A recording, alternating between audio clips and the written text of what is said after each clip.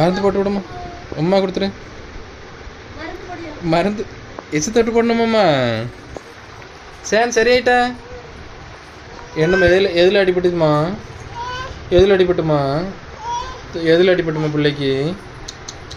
அக்காட்ட போ, நடந்து போ. அக்காட்ட போ, அக்காவுக்கு உமா கொடு. போ நடந்து போ, அக்காட்ட போ, உமா கொடு அக்காவுக்கு.